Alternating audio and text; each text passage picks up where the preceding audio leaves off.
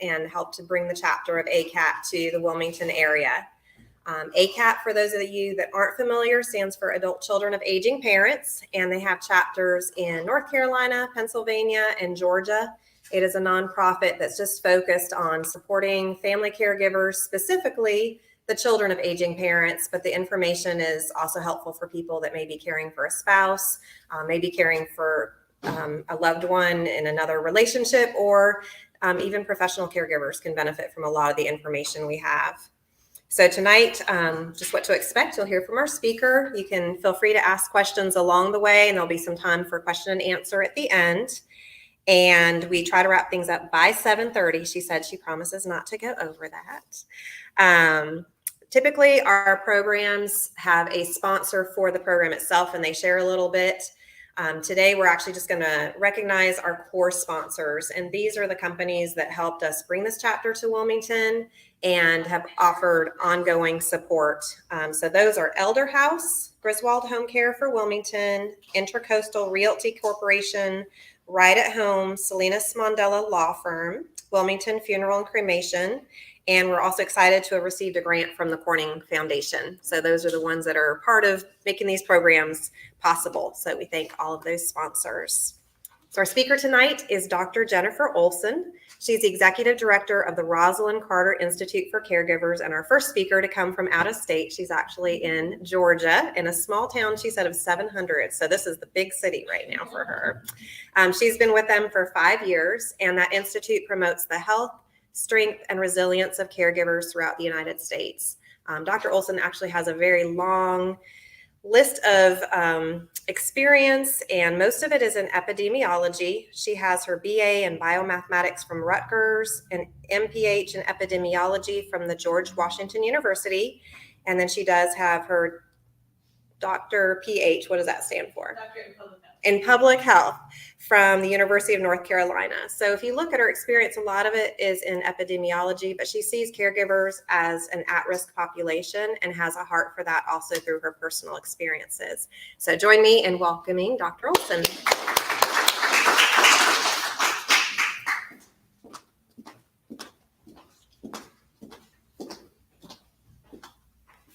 Hi, everyone, and everyone on the virtual universe. I'm delighted to be with all of you today, and thank you for the invitation to be with an ACAP chapter. I've read about the chapters, so this is a first for me. And as mentioned, I work for and with the Rosalynn Carter, former First Lady. She started an Institute for Family Caregivers 35 years ago, and I'll talk a bit about how she got into that. But today I'm going to talk about what we call working caregivers. So this complex reality of those who are working a day job and then they go home to work their night job, right? Their caregiving job. And sometimes both of those things are challenging them at the same moment of a given day. The text message that comes from the home care worker while your boss is asking you for something. And there's a lot of complexity about how to deal with and balance both of those things.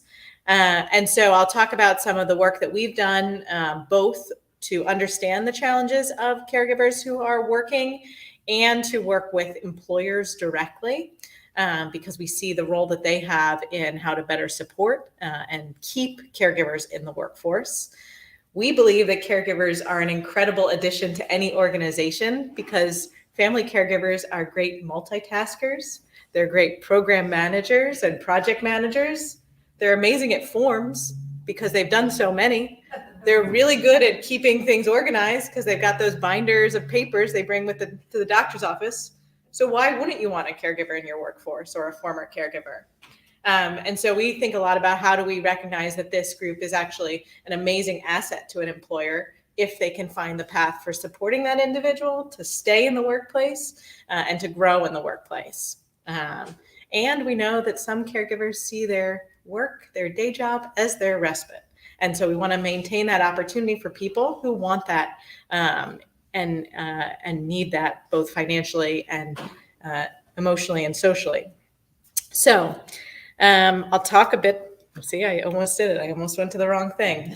I'll talk a bit about the Institute. As mentioned, our mission is focused on health, strength, and resilience. And we describe and define caregivers as friends, family, or neighbors who are caring for someone who is ill, aging, or disabled. And so we recognize that that could mean a variety of circumstances. We see a growing population, and I don't know if many of you have, of individuals who are caring for an ex-husband or an ex-wife, individuals who are caring for people who were tied to them through foster or other family relationships, and individuals who are not diagnosed, but something is needed, that they need support. And so we have an expansive view of that. And as I mentioned, our founder has this famous quote that I think many of you have seen in a variety of ways about the fact that there are 4 kinds of people. Mrs. Carter's history with family caregiving started when she was 12. Her father was diagnosed with leukemia, and this created for her the opportunity to see firsthand her mom working while doing caregiving on a day-to-day basis. She lived in a small town, so she had this benefit of community and family to surround her. But she saw this, and then later her mother was caring for a parent, an aging parent. So she saw that and kind of watched that transformation. Now, fast forward 30 years, she has an opportunity that most of us don't. She's working to get her husband into the governor's mansion and then into the White House. And every time she's talking to people, she's realizing that they're talking about the person they're caring for. They're telling her about the challenges of that person's mental illness, which was her other area of passion, or they're explaining some challenge with not being able to get services and supports. And she realizes that everyone she's talking to is a caregiver with no one standing behind them. So she describes family caregivers as the invisible front line of our healthcare system. And so if we think about caregivers in that way, we recognize the need to support them and to think about how we can support them as early and as often as possible. Now, I mentioned we are 35 years old, and many people, as we discussed earlier today, haven't heard of our institute because we've primarily been focused in Georgia. That's where the institute's based. I do live in a tiny town of 700. President and Mrs. Carter live 8 houses down from me. It's quite charming and unique. But it means that we focused on rural caregivers as an organization who didn't have resources. Our challenge a couple of years ago was to become a national organization. And so we are slowly doing that work. You'll hear about some places that we do work in throughout a conversation today. Now, as I mentioned, we have this Georgia focus. We started out by delivering caregiver support groups and caregiver training in various parts of Georgia. Then we adapted and increased our work to do research and advocacy. And so I'll talk about all those bodies of our work. But first, let me explain how I am in this job, because I think that's an odd question and why I'm here. I personally didn't have a history in caregiving work outside of my understanding from family experience, but I see caregivers and the caregiver population as a population that is at risk for all sorts of public health challenges, right? Physical health issues, mental health issues, financial health, and often, as I have learned, caregivers reach out when they're in that crisis point, when they're in that top square of this triangle. I said our website gets the most hits between midnight and 4 a.m. I suspect the ACAP website probably gets some of the same. We get people asking us or talking to us when they're in the most dire of circumstance. And so when I think of caregiving, I think our job as an organization is to support caregivers as early in their journey, as often in their journey, and in the most intentional way. Not that we should expect that a caregiver reaches out to us for help, but rather that the community around caregivers is supporting them. So let me give you a really clear example of that. Often, caregivers, one of the first things they do is start to pick up the prescriptions for the person they're caring for. I think of this as like, this is our early signal. This is our smoke before the fire. That person was once getting their own prescriptions and now someone else is. Who would notice that? It's the pharmacy tech. It's that person at the pharmacy chain, So what's the job for an organization like ours? It's to figure out how people, the pharmacy techs, can say, oh, it looks like you're picking up for someone else. Here's some of these amazing resources. Not that we wait for that caregiver to have some spare time to look for resources, which is the kind of approach that we have now. And so we want to live in that lovely Georgia peach color, intentionally selected, rather than where we are now, which is that navy for caregivers. And so, as I mentioned, my training is in public health. So I think about how we as an organization can get to this place of supporting caregivers early, how the systems and structures around caregivers can be more supportive. Because I would make a guess that for any caregivers in this room, it's probably likely that their doctor asks them questions like, do you smoke? Do you drink? Do you sit at your desk all day? But that doctor has probably never asked you if you are caring for someone. That doctor hasn't asked you that question, but we know that caring for someone impacts your health in the same way that smoking that cigarette does. Maybe not physiologically, right? It's different, but it has lots of impacts. And if we wait until that person is themselves in the hospital, the caregiver's in the hospital, we miss that opportunity. So when I had my interview for this job, it was at President and Mrs. Carter's house 5 years ago. And I have, all of the anxiety that would happen if you were in a former president's home, sitting patiently, like slowly, methodically trying to answer all the interview questions that they brought to me. And President Carter asked me why I thought that this job made any sense, because what I had done in the past was global health, following disease outbreaks, epidemiology. And I said, I think we're missing the chance to transform the way we support caregivers. And he and Mrs. Carter seemed to buy that answer. And so 5 years later, I'm still at it.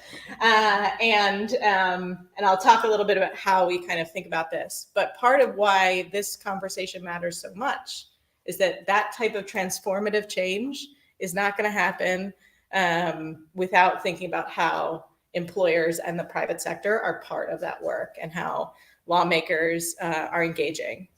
For us, a caregiver conversation has to move out of bedrooms and bathrooms into boardrooms and the halls of government. And so part of that is having these conversations about the complexity of being a caregiver. I mentioned that we have some programs, and now that I see this lovely table of resources, will send our program materials, because we do have some programs that are available virtually and throughout the country. And those are for military and veteran caregivers, Operation Family Caregiver. We have a Dealing with Dementia program, which is a very hefty book full of useful resources for caregivers, and a program called Caring for You, Caring for Me, which I recognize is a bit of a mouthful, but you can appreciate why that type of course would be useful, and a few other programs for dementia caregivers. And across all of our programs, we have these kind of core components. But if you look at those core components, some of them, like problem solving, again, would make you a really great employee. So train a caregiver, you're training them for something that's useful in the workplace. Why wouldn't an employer want a caregiver? As I said before. So I'll share some of that for individuals who participate in ACAP meetings in the future. Let's see. This is where. Okay. So I brought up Mrs. Carter's Four Kinds quote, showed that, and that premise, right, is that everyone is either a past caregiver, a future caregiver, currently, or in need of a caregiver. What we realize, though, is that caregivers are rarely at conversations in the way that we need policy change to happen. And so how can we engage, especially former caregivers, to be part of making change and asking questions? I think regardless of where you are on any political spectrum, it would be amazing to think that at every presidential debate from now into the future, every candidate gets asked what they're doing for family caregivers. it'd be great to think that you're in the town council meeting and the town council is deciding if they want to become a dementia-friendly community or not, or if they want to make some changes so that family caregivers or caregivers of older adults get some of the same services that are available to other populations. And so we are building a network based off of Mrs. Carter's quote to bring people together, because while we estimate there are over 50 million family caregivers in the United States, we rarely see the caregiver conversation in halls of influence. So I'll give some materials on how to sign up for that. Some other work that we do, I just want to highlight before I talk about the employer work, is we have a large initiative with the Department of Veterans Affairs supporting caregivers during a disaster.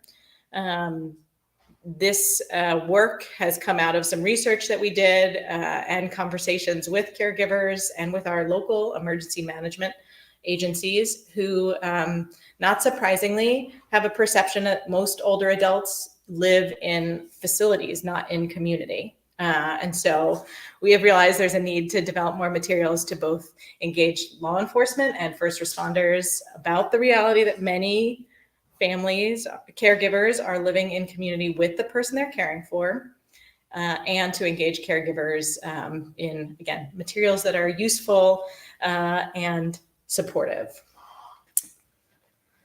One other initiative that we have that's useful for me to talk about at this moment is our caregiver typology. So I don't know how many of you are involved in whether it's support groups or caregiver training programs, but usually those programs are based on the condition or the diagnosis or maybe the veteran status of the person you're caring for. So are you a dementia caregiver? Are you a veteran caregiver? Are you an ALS caregiver? And while those are true things, they are not necessarily descriptive of the experience that the caregiver is going through.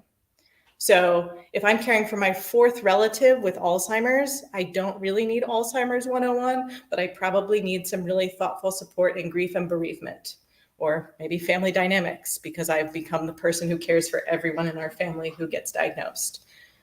If I am caring for someone who doesn't yet have a diagnosis, they're just not right, something is wrong, or I'm in a journey, a multi-year journey for a diagnosis, I might not be able to sign up for a caregiver program because I don't fit the nice boxes of my care recipient is this age or has this diagnosis or has this condition.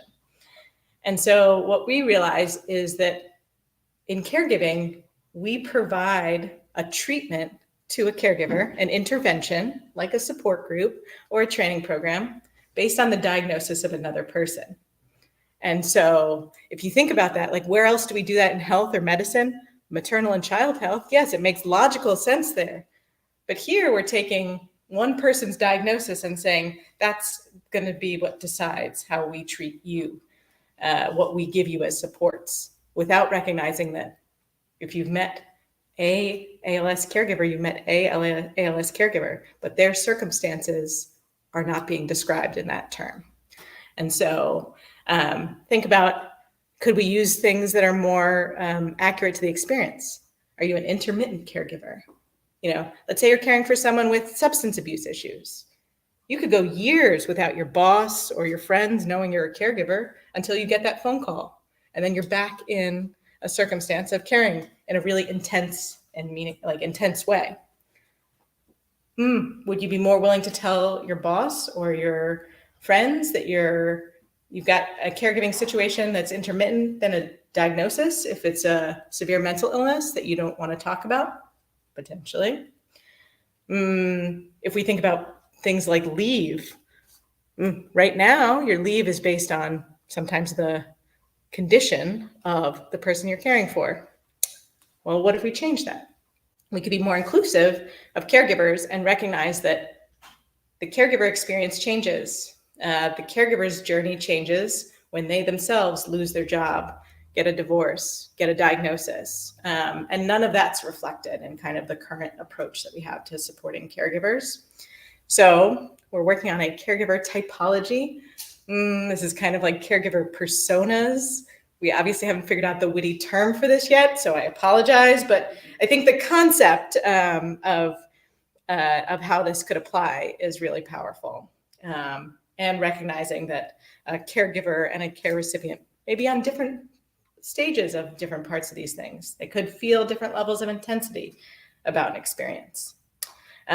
So those are kind of some of the things that we have going on organizationally and broadly I thought might be helpful to share. And I'm going to actually intentionally pause for questions, although I'd said I would take them at any time. It's helpful before I get into the next part of my talk, which is about working while caring, to see if there are any questions or comments from the online or in-person audience.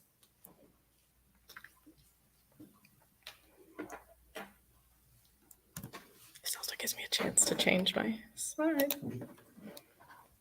Yeah, go for it. Comment. I often wonder how some of the other countries manage this. I've heard that Japan feels that sons and daughters feel that it's an honor to take care of their parents in the home. So I contemplate how's the UK doing it? How are other countries faring? Are we the only ones that won't incentivize caregivers? I would say we're not the only ones, but yes, there's kind of two factors at play. One is the cultural elements of that, as you brought up, and I think there's some really interesting work happening about diverse caregivers and like the dynamics of culture as far as especially parent-child relationships that we can all kind of learn from. And then I think there's the reality of the underlying challenge of our healthcare system and how that plays out, which makes a big difference when we look at other countries and how they offer supports. I think the third thing I would bring up, though, is that people's conversations and willingness to have conversations about some complicated topics. There is a little bit more openness in some of the countries that we've worked with and talked to, as far as end-of-life choices and preferences and values that I think could be really powerful for us to all take in here, that might help with some of the more complicated points in the caregiving journey. So I haven't seen a winner yet. There's not a country that I would move to because I think their caregiving support is great. There are some states I would say are better than others, but States. yeah. Yeah. North Carolina's right in the middle. What's the best one? I wouldn't say it's the best, but I am strongly encouraged by Washington State and Wisconsin, interestingly enough. What are they doing? Washington State has a long-term care payroll program, so there's a path for getting coverage for a number of services, so that people can have a pathway for financial support for their caregiving journey. And Wisconsin has a really robust way of bringing their respite providers in to talk to their employers and to make that part of your lunch and learn series. And so, and they have a caregiver council that's very active. So, yeah. How do you see that happen in those states? Is it based on the governor? Is it the senators, congressmen? How do you guys lobby or reach the people you need to reach? I know this won't be surprising to anyone in this room, but it's lived experience for us, right? Are there senators or state representatives who have gone through their own care journey, have experienced that with their own parents or family members? That makes a huge difference. And I think making the financial case. So, Washington State also has a program where they pay, they have a robust approach, and they've had for almost 30 years of paying family members to be trained caregivers. And they've shown that that's reduced the number of people who end up in Medicaid paid facilities. And so that's a great bottom line that cuts across all ideologies. I think there's just not enough of that knowledge or that research happening. Yeah. And we'd love people to sign up for 4 Kinds. That's your chance to be part of change in your state. So I'll always make that pitch. Yeah. All right. Are there any Go ahead. papers or any studies that show the reductions in Medicaid? Mhm. Yeah, Okay. I can share those with you. Yeah. Yes. All right. So as I mentioned, this idea of working while caring or caring while working, depending on how your day is going, this complexity of being a family or friend caregiver and having to go to another form of paid employment is really what I'm doing it again. Is really what I'm talking about today. So I'm just going to show you a brief video that provides an overview of some of the early research that we did looking at this impact. Oh, there's great. If you Start at the care for beginning. a loved one who needs help due to illness, disability, or aging, and you also work a paid job, you are what is known as a caregiver employee, and you are not alone. In fact, in addition to their paid jobs, approximately 1 in 5 employees serves as a caregiver for a loved one. Okay. I'm going to go. All right. Like this is.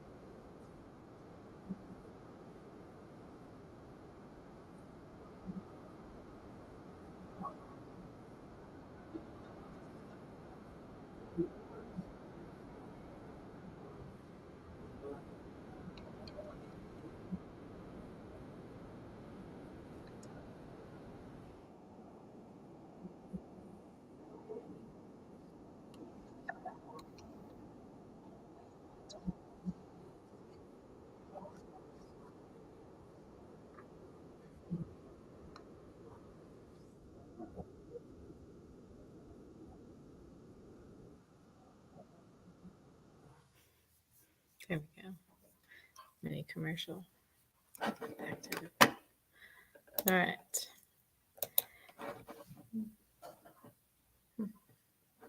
Right up top, a little, yep. There you go. Thank you. All right. Now I'm gonna. Oops. Thank you for supporting me. Technology. Struggling. I'm so used to living on Zoom only. It's very surreal still to be out. I think that video is the result of some work that we did early in the pandemic stages. And as we experienced the pandemic and continue to talk to employers and caregivers, we heard kind of two major themes from employers. One was that it's too hard to support family caregivers because it's not as straightforward as parental care. There isn't a path of this is what we should do, at the time of the birth or the time of the adoption, and this is what we should do for 3 months, and then at 6 months we'll offer this benefit, and then at 5 years we'll offer this. So it's too hard, which we don't see as a refusable answer, but we recognize that that's what we were given. And the second was that there is nothing to do. Also not an option, right? There are things that we could do. None of these ideas, even that you saw in that video, I'll talk about some other things that employers are doing, might work perfectly for all caregivers, but there's plenty of room for progress. I think that's the positive in some ways about the caregiver experience. There's so many things we could improve. So taking those two theories or those two beliefs in place, we've kind of worked to break those down.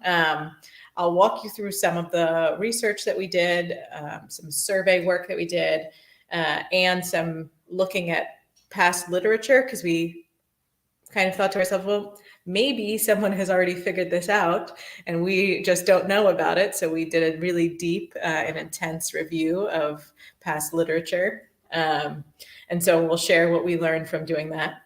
And then I'll talk a bit about what we're doing with a small group of employers in Southeast Michigan, the Detroit metro area, 5 employers who are really trying to transform the way that their caregiver employees are engaged in and staying in the workforce. So what are we doing? Why are we doing this? I mentioned the intention was to understand what's happening, engage with employers, and start to figure out where there might be opportunities from both a policy standpoint, meaning government policy, and even within HR policies. We have talked about things as simple as every time you put a new program in place for parental care, is that also applicable, or is there some way that you're thinking about how that applies to elder care or other types of care? Just even forcing yourself to do that kind of lens of looking at a new policy or program you put in place. So how can you think about those types of opportunities? And we've been doing this work kind of slowly over time, releasing these papers with the idea of, what we know is that even if we had an amazingly engaged HR executive, they're still going to get asked, where are you coming up with this and what's the legitimacy? So we've been doing that throughout the process so that we can make these cases because we see the opportunity for transformation. So we did this national survey, as I mentioned, and really focused on individuals who were working full-time while providing care. We excluded people who were paid caregivers who were also at-home caregivers. I think that's a complicated situation, but it made it too challenging for us as we thought about this work, because some of the stressors might be an overlap from their day job being very much like their family care responsibilities. And we broadly looked at how you defined and what activities you did to be a caregiver and what the circumstances were for the individual you were caring for. As the video mentioned, 1 in 5 full-time employees in the US is caring for someone. And this is a pre-pandemic, early pandemic number. So I think we can safely recognize that number is potentially much greater. And we can also recognize that as our population ages, we need to be thinking about the growth of the working caregiver as part of our population. The idea or the intention was to say, what are the tangible impacts of being a working caregiver? This idea, you heard of some of these challenges.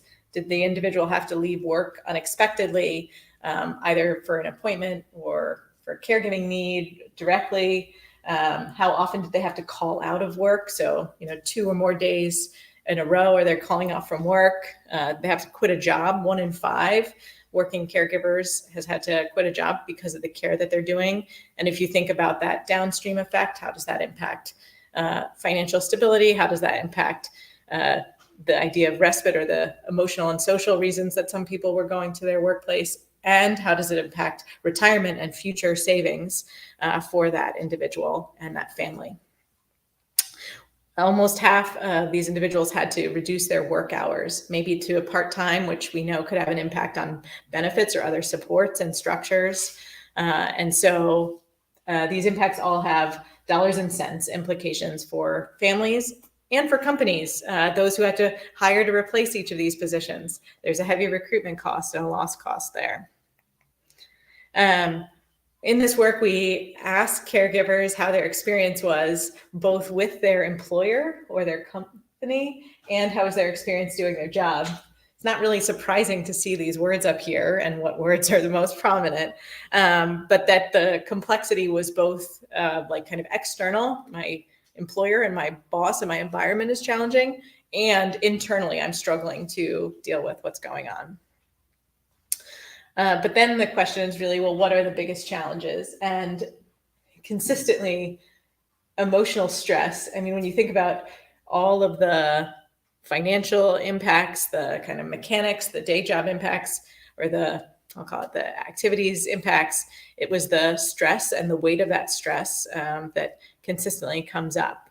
And that shows up itself in the stressors of some of these impacts, like I said, of having to call out sick or not being able to take on additional work, and the experience of feeling that you either weren't comfortable with your teammates or they looked at you as the one who wasn't contributing or were covering for you all the time. These types of kind of underlying stressors that are there that create a workplace that is not an environment that someone is wanting to go to.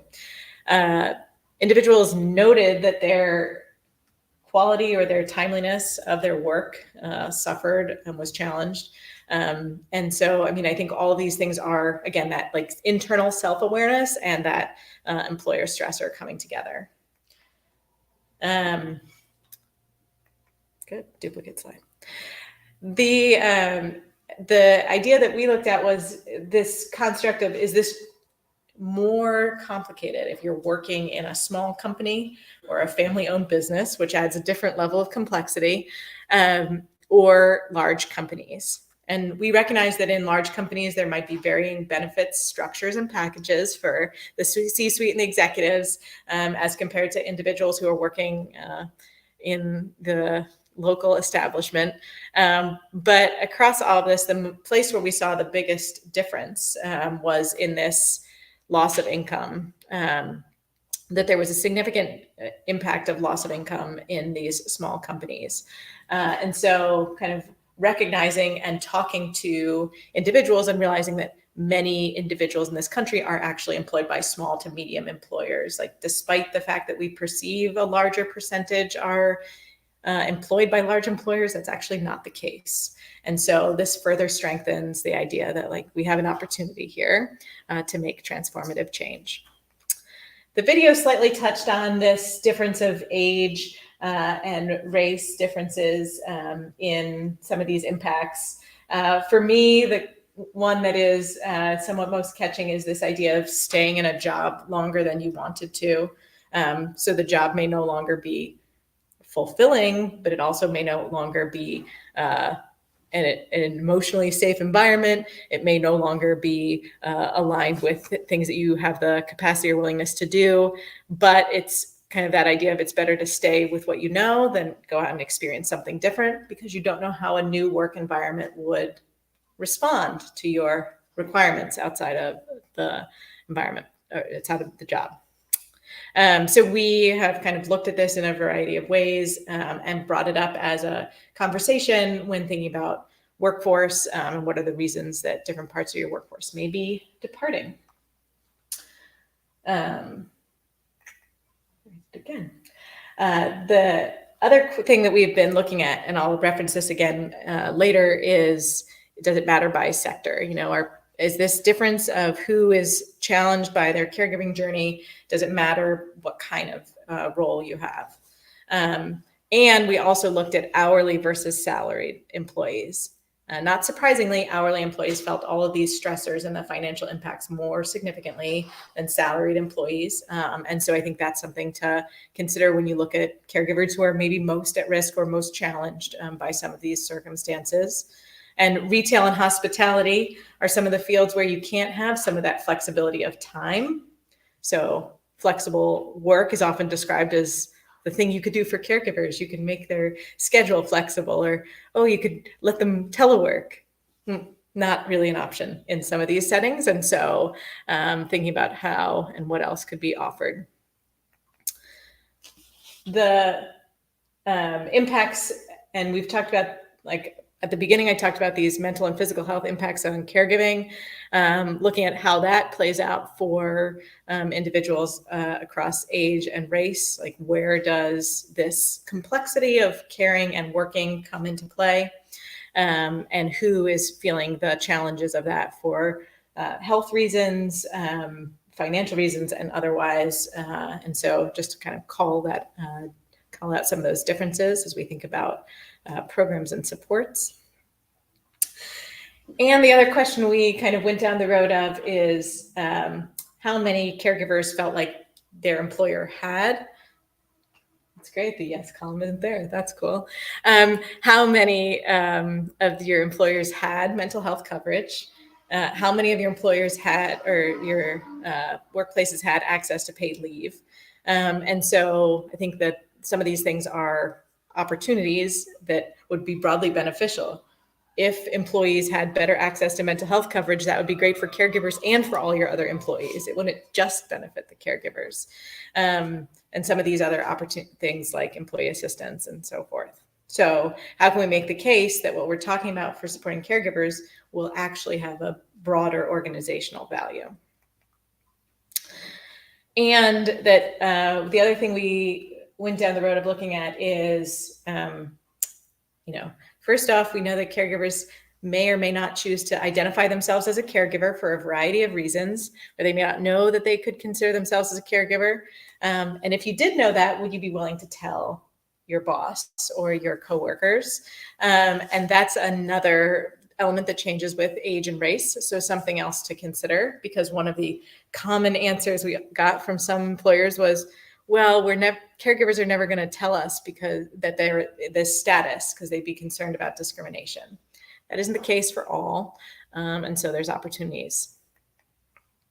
And these are some of the reasons on both sides of that caregivers were concerned about speaking about their experiences.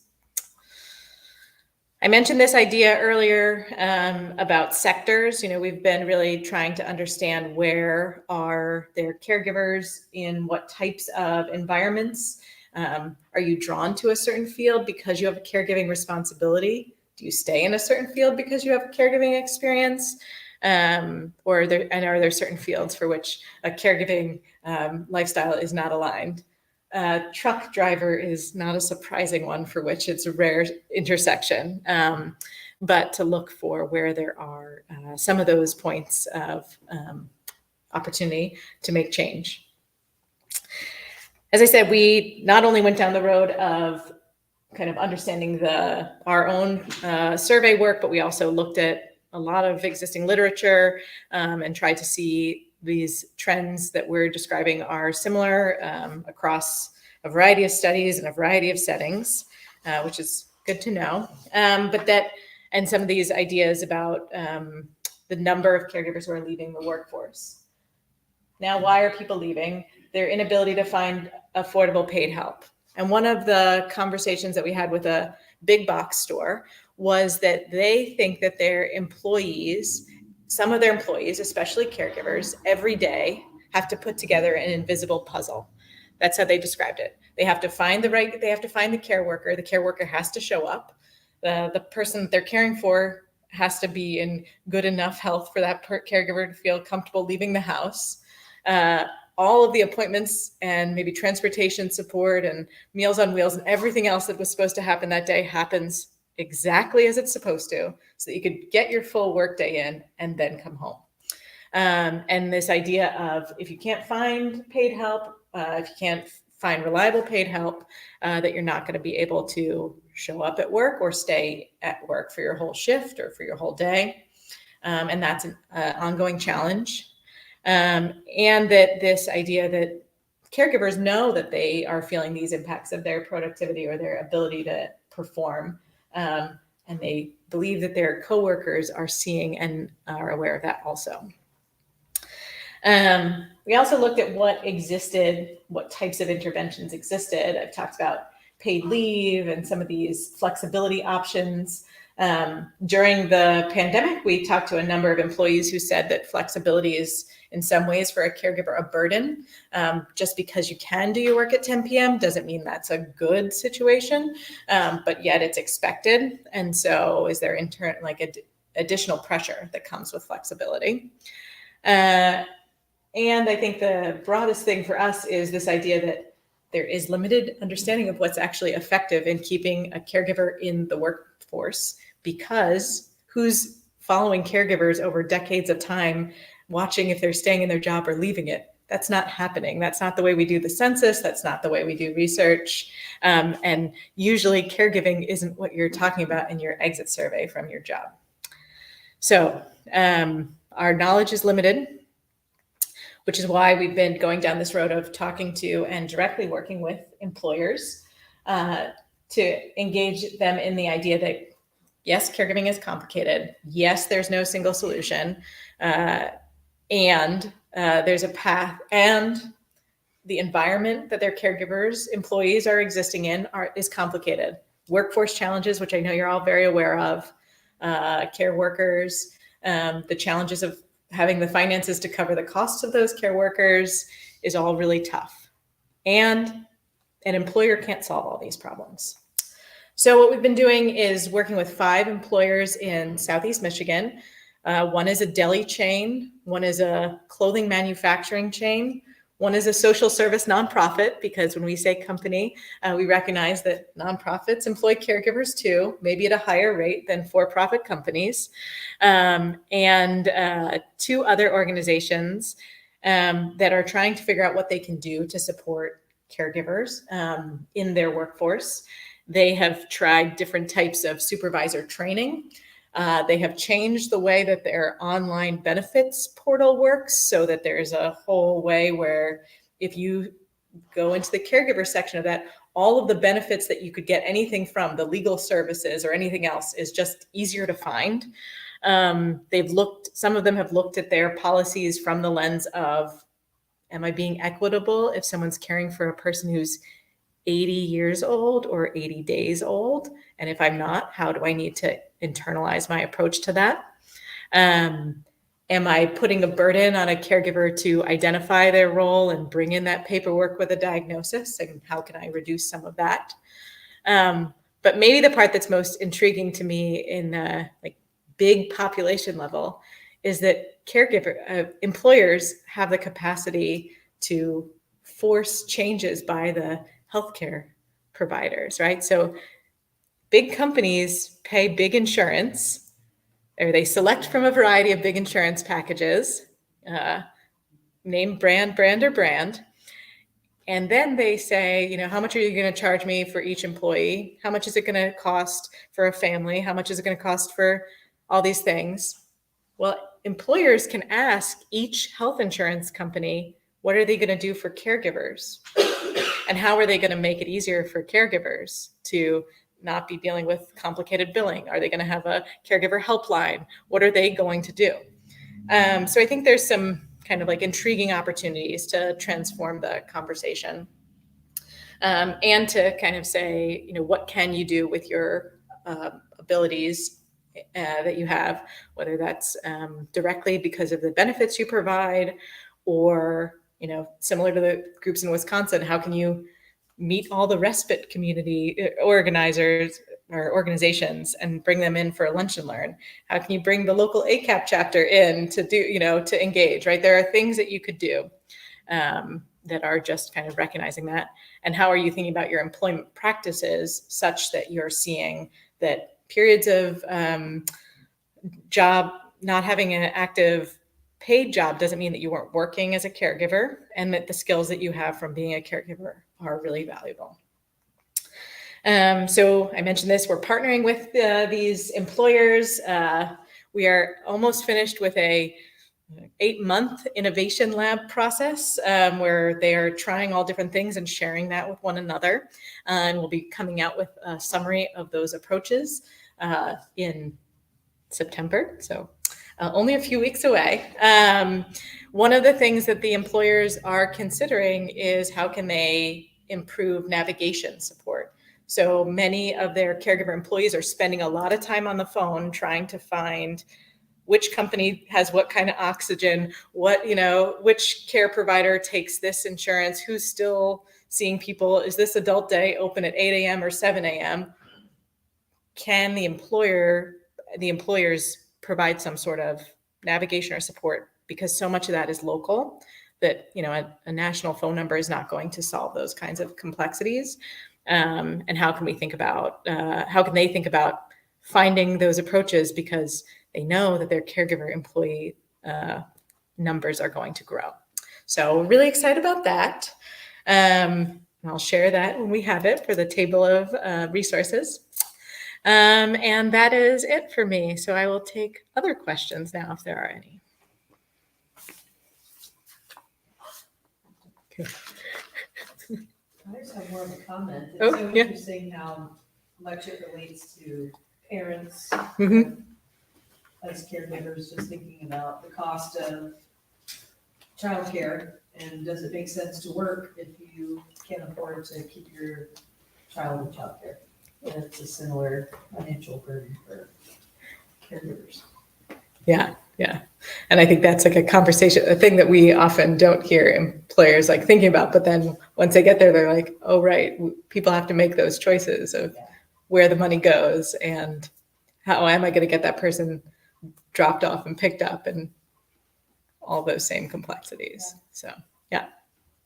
Yeah, and another issue too is North Carolina is a right to fire state. Yeah.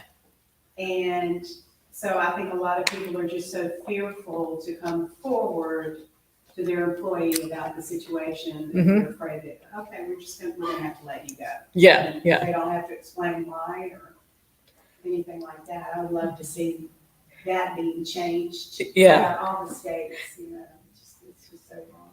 Yeah, one of our partner organizations that focus on discrimination law is constantly looking for ways to strengthen supports for family caregivers. So I think there's opportunities to improve that for sure. How did you get those companies to engage with you? So it's we've made some personal connections, finding the company that the CEO has their own family caregiver story or their executives.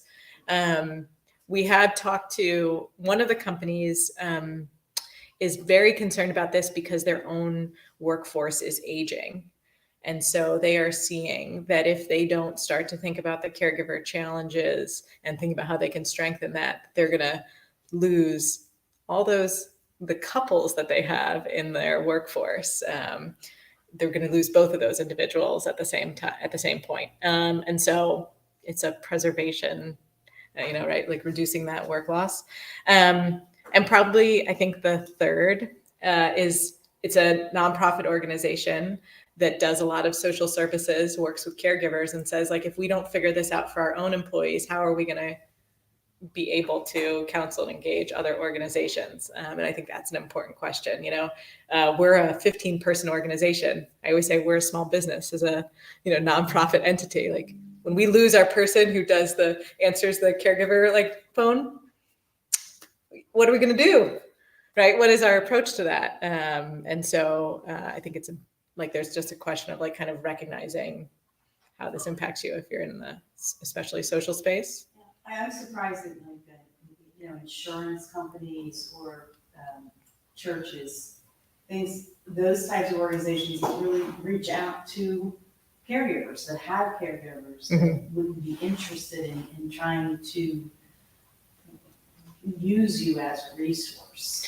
Yeah. Like you said, the pharmacy earlier, that was really interesting to me, because you're right, that you would never think that's that first line where they're picking up prescriptions. So you wonder, does like Walmart or CVS have a way to just have a conversation, not with employees, but actually with their clients, with their customers? Yeah. And how does that work? Do you foresee that at some point?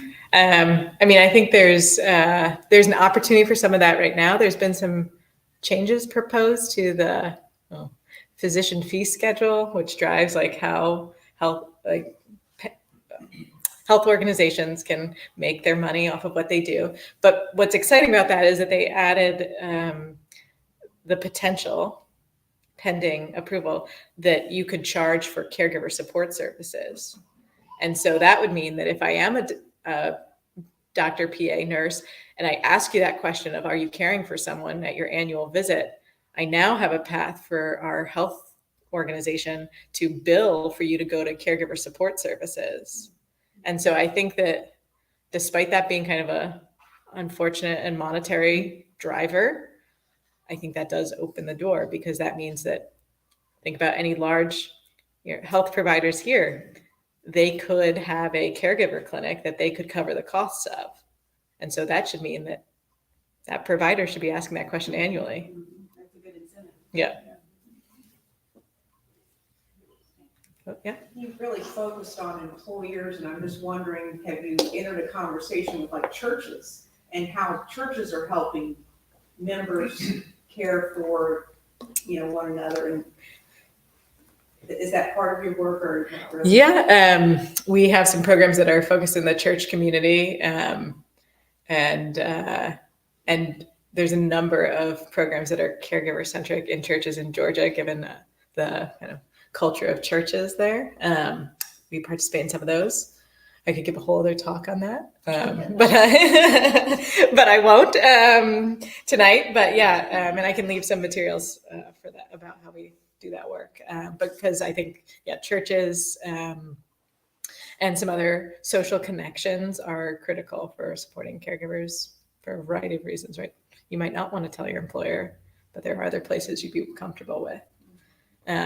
And on the other side of that, how do we have a conversation to make sure that when someone's caregiver journey is finished and they're entering a period of grief or bereavement, that there are support services or where they go to connect to those, whether that's through their church community or somewhere else.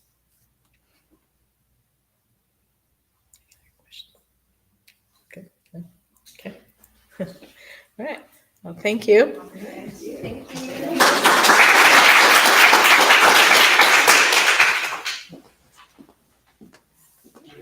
Thank you so much. Appreciate it. If you all can take a moment to fill out the ACAP program feedback form, that is helpful for us. And our next program is going to be September 12th, again at this location at 6 p.m. And it's going to be What You Don't Know Can Hurt You. And it's prevalent age-related health and medical conditions. And there's a flyer for that on your table. Feel free to take more than one if you know somebody else that might be beneficial for. And then the other sheet that should be on your table is of the programs all the way from next month, the one I just talked about, all the way through February 13th. So you can kind of look ahead and see the different topics that range from driving, managing medications, holding the difficult conversations with your parents, caregiving from a distance, and also shielding loved ones from scams and frauds. So the only other thing, I think most of you may be on our mailing list, but if you're not, you can also fill out this sheet, and that would allow you to get the invitations to our events to help you RSVP for those and just know when they're coming. So thank you all for coming. We appreciate it and hope to see you next month. Thanks. And thank you to our speaker. Yes. Do we have, y'all have promotions committee for ACAP? You do, Okay. yes, yes. Okay, so